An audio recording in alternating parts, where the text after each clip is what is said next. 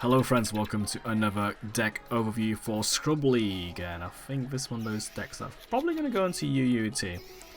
We are looking at Exorsister today, a rank 4 spam E kind of deck that hates the graveyard. So if your deck uses a graveyard and you're playing against this deck, you'd better watch out. Your cards are going to get banished, your cards are not going to be able to leave the graveyard, and you're going to get dwelled for the turn, as well as maybe stop specific cards' names. Yeah, it's a funny deck, rank 4 deck, and they can all exceed like Zodiacs if your opponent touches the grave. And it doesn't even have to be your opponent's effects that touches the grave in this case. You can use your own cards to make your opponent touch the graves, such as Dinetherium and the Shallow Grave. There's a couple of other attacks that you can use, really memey ones. But in this case, when I was testing it, out those two cards mentioned. This deck has a couple of good level 4s. Obviously, it's a rank 4 deck. I think Sophia is probably the best one. So if you have an Exorsister monster other than her, you just draw a card. It's a free draw, very powerful card. And there's also a Mulligan, which is a lane. I think it's a partner, and you gain life points as well if you have a Sophia spect on the field, or on the field rather. It's also got a sort of like Kage to Kage sort of card against Elise. That's pretty good as well, so you can spam rank 4s. And you've got Stella, which can spec one from hand. They can all exceed using themselves if your opponent touches the grave. So if your opponent summons stuff from the graveyard, if they sort of like banish from the graveyard, you can spec summon an Exceeds monster from your extra deck using them as the material, and Exorsister Exceeds monster. And usually if they're Exceeds summon, you get effects. So I've already mentioned a Dweller effect, an anti-grave spec effect with Caspital, and Michaelis has a quick play, banish on the turn is Exceeds summoned. That's pretty useful as well for controlling the field. And also Jabreen can negate monster effects. Jabreen's also pretty good for what's it? OTK with Exceeds monsters. She can give everything 800 attacks, so if you got like 3 Exceeds monsters, that's essentially a lot more damage that you can put on the board. Also helps you get over to stuff that's like pretty big, like 3k plus attack, like a Blue Eyes White Dragon or something. But yeah, one is the Compose, which is a Sophia, the one with the bow. It's also pretty useful for getting rid of stuff that has floating effects. Not like you're gonna have any problems dealing with floating effects because you spec her, she's a Dweller. There's a funny meme card here that you can use, which is Carpe Dibel, which is a continuous spell. It's basically prohibition on legs. So if you exceed a response per turn, if you exceed a Exorsister monster, you can just declare a card name, and that card name cannot be used by your opponent for that turn. So there's a bunch of cases here where you see your opponent search a card, or your opponent's about to summon a card, you know they've got it in the hand or in the graveyard. You can just say this card, say they want to summon Blue Eyes from the hand, you say, oh, Blue Eyes, Alternative Dragon's effect will be negated this turn, so you can't use the pop effect. But you can still spec it, but they can't use the effects of it. So it's pretty handy to have that, especially since you can spec your Exorcisters in your opponent's turn using the Quick Play spell, Pax, and a Mentor, which allows you to exceed, and Pax allows you to spec from the deck, or add a card from your deck. And also there's the Vadis, which is the trap card that specs for 2 from the deck, which reminds me a lot of Gear, although it restricts you from any other place other than summon Exorcist to turn. So it's kind of iffy to use it on your turn because you can't put like a board that has negates and stuff, such as like a Utopia, Utopic Future Dragon and all that stuff. But otherwise, it's a pretty solid rank 4 deck. I think if it goes into Scrub League, it will probably be a pretty solid UU deck, or maybe a high RU deck. It's very specific in terms of like negating, countering some decks and negating stuff that they can do. So if your deck doesn't really care about the graveyard, for example like a Pendulum deck or something, then it doesn't really have a good matchup against it. But it does have some good matchups against a lot of decks, because a lot of the cards in the game relies on graveyard recycling and all that stuff. So yeah, this is one of those funny decks they can use. It's probably going to be easy to build, because I don't think it's going to be like meta. Maybe it will be a side engine for some meta decks, but I'm not quite sure if it will be. Basically it's just a Dweller engine or something like that. But yeah, just a pure build is what I'm talking about strictly. But yeah, Exorcist is pretty fun to build. You can try it out, and I've played a bunch of replays over the weekend. So yeah, let's have a look at them.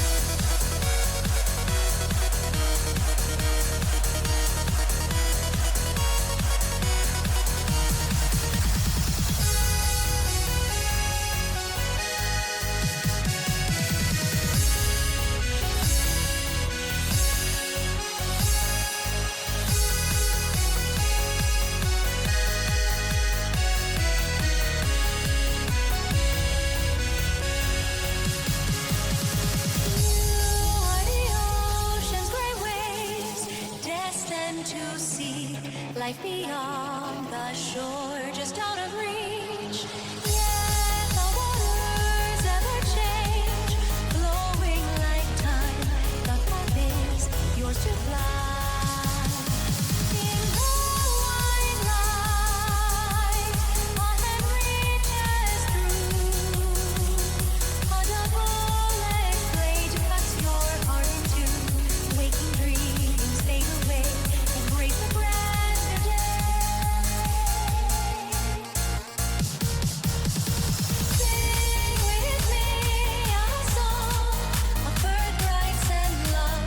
The light scatters to the sky above. Dawn breaks through the blue, white as a foam. Lost in hopes, all alone.